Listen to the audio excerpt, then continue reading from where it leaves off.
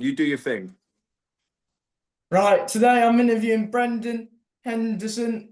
I've got a couple questions for you. My Yeah. first question is, I like to start off with is how did you first get into boxing? What sort of age did you roughly start? So I started boxing about 4 years ago. And I started because I've always been going to the gym. I've been going to the gym since I was about 18 years old. But I found that I got bored of it, lifting weights every day and doing the same thing over and over again. It got quite boring. And I love to push myself outside of my comfort zone. So the thing that I've always wanted to learn was how to fight. And the thing that most interested me was boxing. So I just pushed the boat out, and I had a coach in my gym that was training boxing. I did it literally once, and then I was hooked, and then I couldn't get enough of it. Yeah. And what age was it where you started? I started, so if it was 4 years ago, I must have started when I was about, yeah, 25. I must have been about 25, 24, 25. Yeah, and have you gone into the amateurs or I have unlicensed indeed. boxing? The Yeah, so amateurs. I'm an amateur boxer.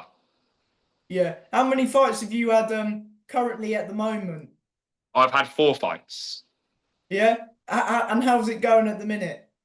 It's going okay. I had a little bit of time out. I got an injury after my last fight. My back went, and then I decided that I wanted to try something completely different and challenge myself again. And I run from here to Paris. Oh yeah.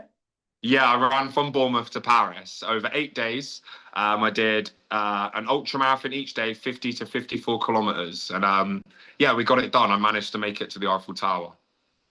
Oh, that your end point, was it? It was indeed, yeah. Yeah.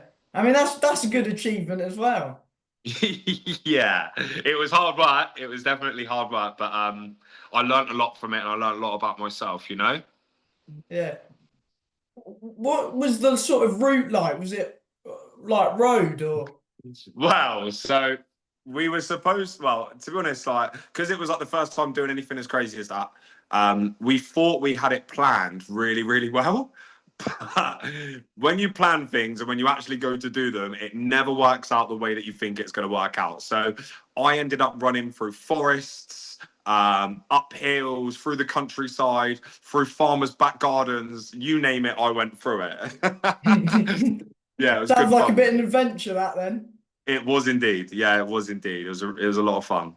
And has that been after your injury, and how is it at the minute? Have you been back training, and how long ago was your last fight? So my last fight, must have been about a year and a half ago now. And I won that one in about a minute and a half. I won out. I won by knockout. And then after that, I'm always training. I think training is so important. You've got to keep active and you've got to stay in shape, and it's very good for the mind.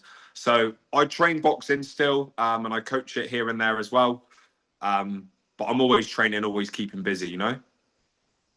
Yeah, definitely. And out of those four fights, what would you have said is your biggest win at the minute and your hardest fight? Um, it's really funny. I look at life in a very different way. So, like, I've had 3 wins and I've lost one, but my biggest win was my loss. And the reason that I say that is because that's where I learned the most. I learned the most about who I am as a person. I learned the most about how I deal well with losing, because no one wants to lose, right? But Yeah. failures are always lessons. And what changed me the most was that loss. And I think that's the biggest win in my eyes. Yeah, it's where, because it's all good winning, but sometimes a loss is where, you can redo stuff and go again and make yourself better. That's it, exactly that. And I changed my whole training plan. I changed my sleep schedule, my diet. I really looked at where I went wrong, and that really developed me as a boxer because of that loss. Yeah. How did the fight itself go? It was all over the place. It was so imagine we had to drive all the way to Cornwall, um, and I got told a week in advance that I had a fight coming up. But as an amateur boxer, you're always ready. And yeah, we got to Cornwall, and as you can see, I've got like nose piercings. Yeah. And I have like loads of piercings in my ears. So I got all of my piercings taken out except for like this one here. It's like a little stud piercing. So when we got there, I thought that I could just take it out and spin it out myself, but it didn't go that way, and I couldn't get it out. So while like what you do in amateur, like you normally like an hour before your fight, you get your wraps on, you get ready to And you obviously get get checked in the by the ring. doctor as well. That's it. And Yeah. I tried to get this piercing out and I couldn't get it out. So I didn't have my water. And as well, like you have a little warm up before you get in the ring.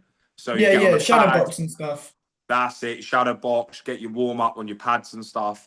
So because I couldn't get this piercing out, I didn't have a warm up. And one of the other coaches, he like pulled my nose out and he spun it out my nose, and it cut all my nose up. So I was just not mentally, because like getting ready for a fight, you've got to be mentally ready. You've got to be in the zone, you know. And Yeah, I just yeah. wasn't there. And then when we got outside the door before we got into the ring, and I seen my opponent, and he looked calm. Like this guy was bouncing there like Muhammad Ali, and he just Yeah, yeah. looked. He just looked in the zone, and I tried to look at him to like sort of scat him out and that, and it just didn't work. And then all of a sudden, the ring went off, and then the bells went off, and then we were fighting. The fight went by so quick, and I don't think it went bad. Like I didn't really get hit that much, but he was a counter Mm. boxer. So Oh, count, yeah. So so every trying, time what's that? Sorry. I said, so he was on the back foot. Exactly that. So every time I throw a punch, he was just returning with something.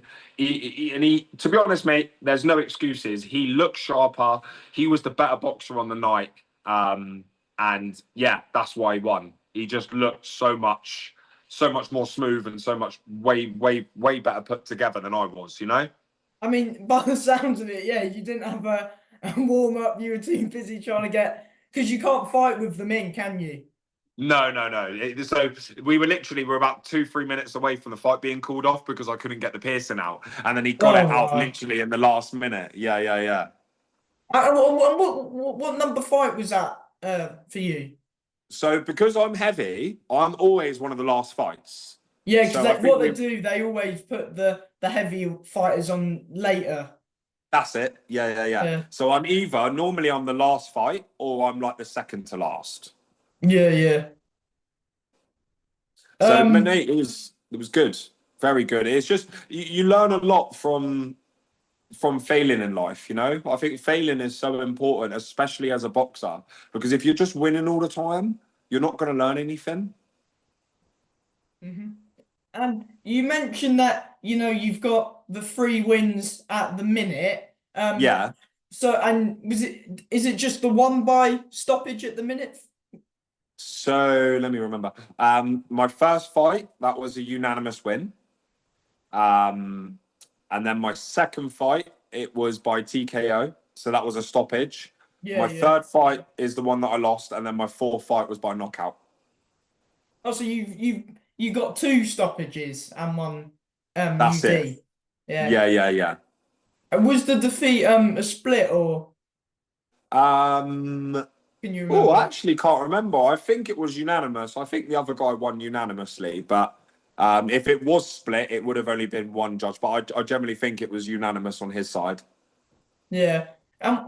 Would you like to rematch him and do it again? I would if it came up and it fit into my schedule and all the projects and all the stuff that I do now, and I was going to fight again. Yeah, I'd fight him again, 100%. And of course, you've got the barbers, and I believe you also train fighters as well. I do indeed. Yeah. Talk a bit about a little bit, go into your coaching a little bit and tell us what you do. So I'm a level 1 boxing coach, and because I loved boxing so much, I decided to get my qualification.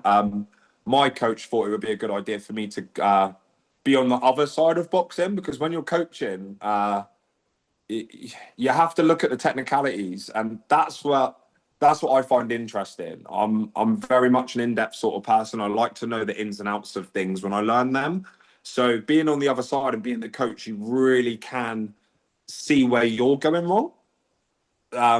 But I've coached quite a few people. Love boxing. I love coaching as well. And the people that I've mostly worked with, I've worked with like beginners that don't really know what they're doing. I've taken them from beginners into their first fight. Yeah. So what do you prefer doing, the coaching or the boxing yourself? Um, Well, it's different, but you like both yeah. sort of thing, yeah. Um, that's a hard one because you see, when you're boxing and you're training for a fight, it's so fun that it takes everything out of you, and you have to fully commit to the process. But I love the idea of because think like in my training camp, I train every day, so every day there's like things going on. I train twice a day as well. So you've got pad work, you've got your own separate work which you do on your own to improve what needs to be improved. And you've also got sparring once or twice a week where you're traveling up and down the country to spar loads of different people at your weight class. So that is a lot of fun. But I also like my talent and my skill and what I love doing is taking something from point A to point B.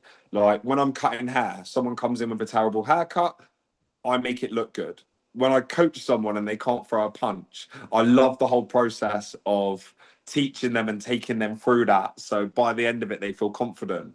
So I think it's definitely, they're both rewarding, you know, but I definitely think it's more rewarding being a coach. Yeah. What do you think you get more what's the word, credit for being a coach? Yeah, I'm not sure if I would use the word credit, but I definitely think it's a nice, I don't know, it's definitely a nicer feeling watching someone improve because of how you're teaching them, you know? So when you're boxing and you go for a training camp and you're really hard on yourself with your diet and your training, um, like getting a win and finishing a boxing match, it's the best feeling in the world. It's incredible, you know? But when you know that someone's got a fight coming up or you're training someone and you're watching them improve but week by week, that's also really rewarding, you know? What's the biggest thing for you as a coach that you look in um a fighter? Like how muddle my question up here. Nah, go on. Like what's You're all right. I can't remember now. That's all right. What do I look for in a fighter? What their advantages are, or what their skill set is, or what do you mean?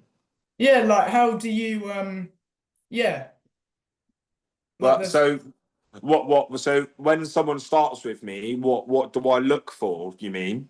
yeah, Or to like start them off. so what I do, the way in which I do it, I love doing things by action.